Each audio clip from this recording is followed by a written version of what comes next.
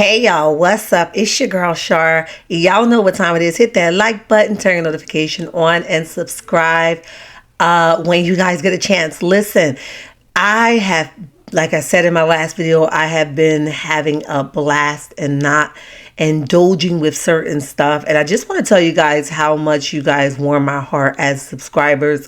I mean, it's like you guys are like right there with me. You guys can feel the shift. You are part of the shift. And I just want to tell you guys thank you.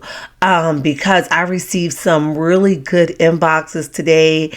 And you know who you are if you inbox me today, which would be Sunday. You guys will be hearing this on Monday. And I want to just tell you thank you for your obedience, because your obedience aligned with what I'm doing. And I know that it was no one but God that sent you my way. So I just want to say thank you, thank you, thank you. That meant a lot to me. My spirit is full. Okay, let's jump into this Real Housewives of Atlanta season 16 episode 7, Nashville Hold'em. Okay, listen. So it started off with Britt and her husband and how they going out looking for a new car, and Britt started talking about, you know, how rough the week was and it has been, and how she cried and couldn't sleep and unable to get out the bed. I don't know if I believe her, but you know, her story is her story, so we gonna have to just flow with it. But I'm just like, Britt, I don't think, now I'm not saying that it don't have an effect on her, but I don't think that it's as she's making it to be, okay? I think she's carrying this thing out to its full potential, so we just gonna have to take that with a grain of salt. And then she starts to put her, like, they're out like shopping for this car, which was very weird to me. With everything that you're saying that you are an embarrassment, or you embarrassed about, or it's humiliating, and it seems like the last thing you would be doing at a car dealership is being seductive, okay, or seductive, or I don't think your behavior was appropriate. I don't think your behavior was appropriate at this car dealership, right? I get it. You wanted to give your husband these vibes of, oh, baby, if we get this car, we're going to do it in a car. But I don't get doing it in front of the car salesman. That was kind of weird to me. And even the husband was annoyed by it, because he was like, she put her leg up over top of the window, like hanging it outward, like we would do her hand. And he was like, now you're doing too much. And like, how he got to smack your hand as a grown woman who should know better. You say this event that Kenya made mention of, or brought to the light of the people, happened in your 20s, and now you're a grown, full-fledged woman. You should know better, okay? Even the car dealership or the car salesman was like, what's going on here? Okay? It was tacky, okay? But if you're so hurt and so broken about what has been done, what has been said, what's traveling through the pipeline, the last thing that I wanted to see is you put your leg up in front of somebody else. It's not like you guys are in your bedroom, you're having a private moment between you two. It was given tacky, okay? So it was given like, you know, Britt, you don't see the car salesman standing here? Girl, get your life. But anyway, Drew shows up to Angela's house next, and they start talking about Drew telling the ladies that Michael Jordan was her cousin. Like, girl, Angela's like, girl, I talked to Michael and he said he don't know you. So Drew did indeed backpedal and was like, girl, I was just joking. Like, simmer down. God. I was like, I don't know if I thought you was joking, Drew, but we're going to take it right now from you. But I don't think that she thought that people was going to fact check her. So now it's like, girl, I was just joking, but I don't think she was joking. I think she was definitely indeed like, that's my cousin. Okay. So after she said that, Angela started talking about how the food was at the peace brunch and how the grits should have been cooked a little longer. And Drew's like, girl, was the food nasty? You know, in this shock, as if she hasn't had this conversation with nobody else prior to. The way Drew responded, it's like it wasn't the first time that she heard it. So I don't know who told her that the grits could have cooked a little bit longer, but it was definitely given she heard this story before. Okay, so then they flash it back to Kelly's house, and in comes Cynthia ringing the doorbell, and they started, you know, talking about Cynthia past relationships, and it go on this whole thread of what she's looking for, and it goes on and on and on and on, like yada yada yada, blah blah blah blah blah. And she's basically talking about how the world and the roles have switched, how young boys want older women and older women want young boys. So she just want to be happy, and I can dig it. Okay. Then she started talking about, so after that, then comes Portia, then Shamia, and they all are greeting one another. And then the dog comes out, and I'm not gonna lie to y'all. Y'all know I love dogs. My kids love dogs, and we got a little small soft spot for animals a little bit, okay? With that being said, I was wondering, like, why is the dog painted pink? Okay, I thought it was an outfit at first, but when they started talking, I said, oh no, she really did color this dog, okay? So she says, so Portia's like, girl, so Kelly, what did you do to the dog? Because the dog was painted like, a pinkish color. And Kelly explains why the dog is painted, because somebody took the dog, and when they took the dog, it basically was hard for them to recognize him. So she says, this way, if it ever happened again, that's my dog, okay? Good idea, but I think she took it to the extreme. Y'all drop down in the comment section. Let me know what you guys think about that. Then comes Portia, asks about the peach brunch. Whew, girl. The peach brunch, they said the grits was nasty. But I guess here is going to be one of those things where it gets serious, okay? So Portia wants to know about this peach brunch. And Kelly says that Drew and Angela walked into the brunch. They were already on some type of team twirl type of time. Britt was already in defense mode about all the things that's been going on in the blogs.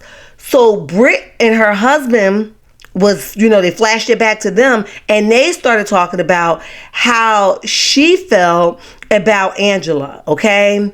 And the first thing Britt says is, the first thing that Angela started talking about was, I know about insurance. How is that even possible? Britt was like, how do you know what's going on with me?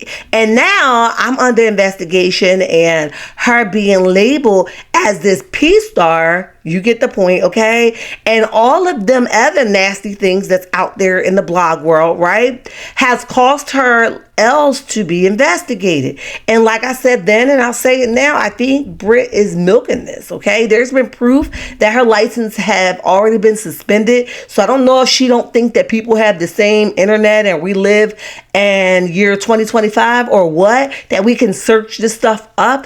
But she's flowing with this, so we're going to talk about it just as she put it, okay? Girl, they looked it up and found out that your insurance was indeed suspended your insurance license was indeed suspended way before this stuff with King is. So, like I said, she's milking it as long as she can. With that being said, Britt is like, how do you know? She says that Britt says that she thought that Angela was a girly girl, okay? But now she can't trust her BITCH self, okay? So then it goes on and says, so Britt starts saying to her husband, well, I heard things about her as well. What if I mentioned things about Angela? Like how her husband had a baby on her. I heard these things about her. She was like, basically, it wouldn't be like, so fun. I could talk about what I heard too. So how dare you try to talk about what you heard when I ain't do that to you? Okay, but yeah, I heard that too, though, Britt. I heard that too, okay? So then it's Drew and Angela talking and how she wished that Britt would humble herself. Drew goes on and talks about how Britt texts her and asks can they meet up because she feel like they got off on the wrong foot, okay? Which was really grown womanish. I like a woman that can have a conversation, and it don't always have to be a rat-tat-tat situation, okay? So Drew goes on and says, that it's her weekend to be out of the home, because you guys know that her and Ralph are going through a divorce. So I guess they have weeks in the house and out the house. Child, that got to be hard in itself. And she's basically saying how she doesn't like the feeling and of leaving her own house. I can dig that. I love home, okay? She says that they are coming up on their second court date surrounded by this divorce. Drew goes on to start talking about how Dennis had a conversation with Ralph prior to, and she had a conversation with Portia. prior to, but now everybody's so upset like they have amnesia or something, okay? Like they don't remember having these conversations. So basically, she's calling them out, saying that y'all all knew, so stop it, okay? So then it goes on to Cynthia asks Portia, has her and Drew talked yet? Portia's like, no, I'm glad I'm not that same Portia. Cynthia's like, so y'all good then, right? Because you're not the same Portia, so that means you ain't giving it the same Portia type time, okay? Portia's like, no, not at all, but we good, all right? Cynthia's like, I know she is saying that she don't care, but she does care. Portia says, Portia goes on to talk about how having the big party in that, her having this big birthday party in Nashville. So she basically just skipped over the whole Drew thing. You could tell that she don't want to really give it that much energy and she don't want it to overshadow her birthday trip, but it looks like that's the direction that it's going in. Unfortunately, okay? So I'm just telling you what it looks like, right? Let's see. So Cynthia says, well, since you are all good, is she coming to the trip? Speaking on Drew, Portia's like, no, I didn't invite her. Then it flashed back to Angela and Drew, and Angela tells Drew about Portia's birthday trip, and she's inviting Drew to the Portia's trip on her own type time. Girl, the nerve of you. That's how you get your tail busted, all right? That's how somebody gonna split your lip, all right? So Angela says that Portia was acting like she was losing the call, so that didn't mean no, because she didn't answer the question. She just act like she couldn't hear her. So she gonna take that as a yes. Wrong move, sis. You don't do no crap like that. You're gonna get busted all open, right? Drew is like, well, with the energy and how it's been, I would have rather it comes from Portia so that we don't run into like what we've been running into. And I can agree with that. So Drew is playing it smart here, but unfortunately, it looks like Drew. Yeah, okay. So Portia is at Kelly's house still, and Portia saying that Drew be lying and she doesn't want to keep talking about one person around the group. So that's why she basically didn't invite Drew, because it would be consuming the whole entire trip.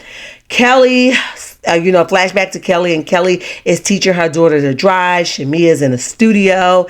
Angela is with her kids talking about her nose job and what the nose is looking like. Baby, those kids, that son of hers is reading her down, child.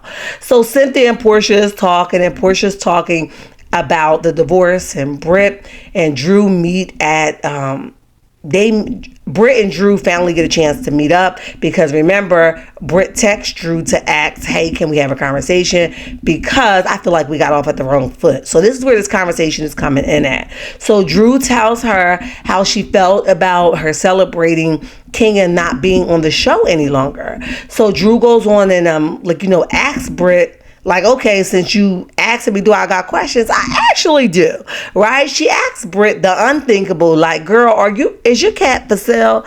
I fell out laughing. I was shocked that she had the balls to say something like that. I'm going to be honest, but she definitely did ask her, are you selling the cat, honey? Is it a ching-ching at the end of the night?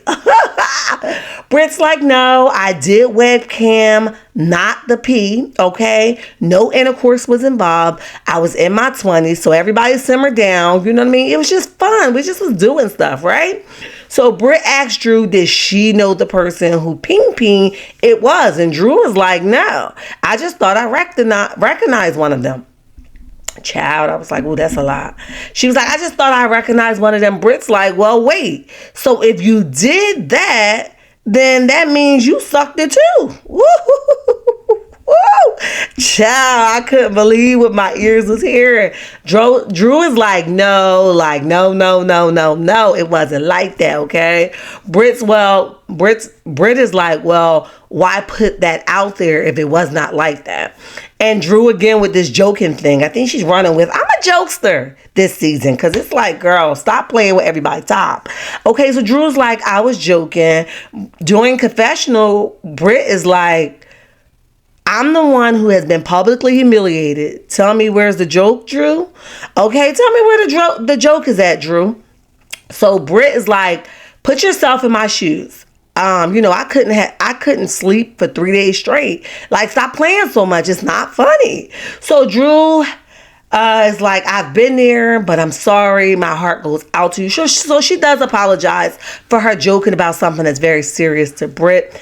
You know, they give each other a little rubby rub on the hand, and Britt, she kind of like rubbed Drew's hand, and she says, I love Drew and her energy.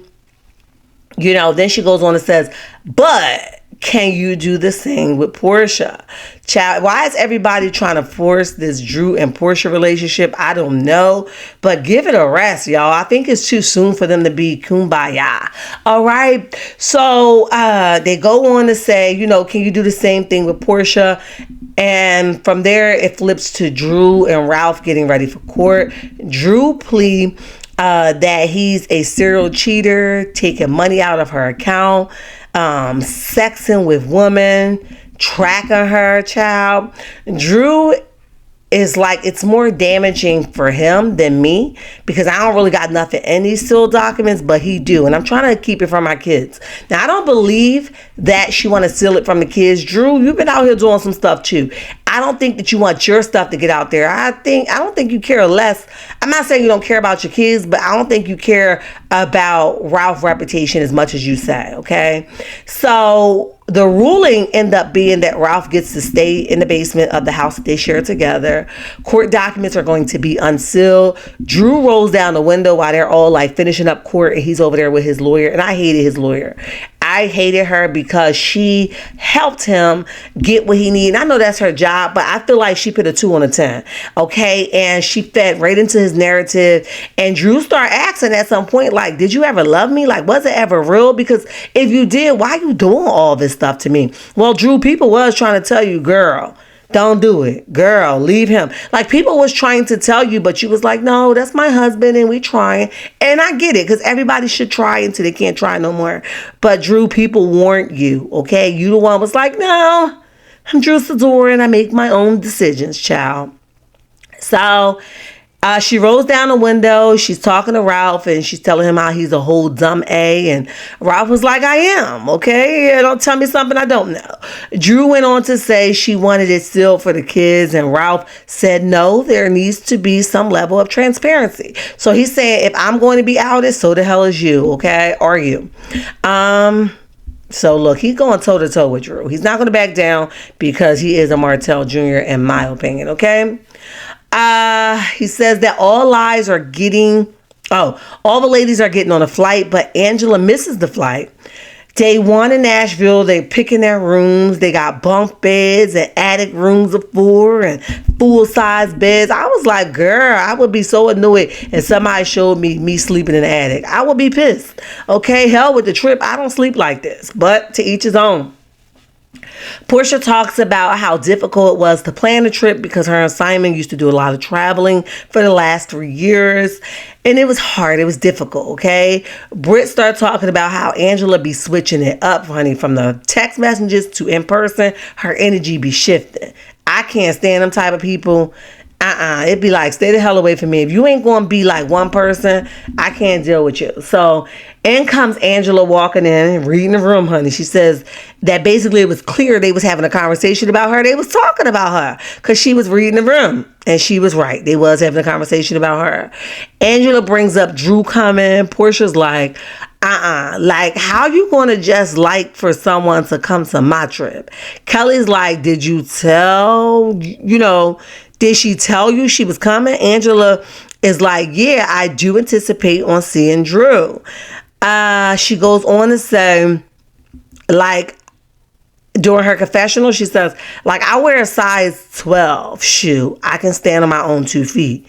But girl, this was messy. And I don't care if you had 10 toes and 4 legs and 10 legs, okay? At the end of the day, this is messy, and you ain't had no business inviting that girl to that girl trip. I don't care what you felt like was a good idea. So Portia explains what's going on between her and Drew to the extra friends that came in that's not a part of the show. And she's explaining to them what's going on. But in comes something flying across the table. Someone yelled out, and I couldn't catch who said it. She sucked D-I-C-K, right? I don't know who said that, but baby, that was wild work to even say. And the whole room jaws dropped. Like, huh? Who? Where? Who stole the cookie from the cookie jar? Child, it got crazy. Then Portia Confessional goes on and says that Dennis keeps his body counts by, tallying up who sucked him off. Child, Dennis is a newfound creature. And that concludes our Nashville Hold'em Season 16, Episode 7 review. You guys make sure you hit the like button, turn notification on, and subscribe to the channel.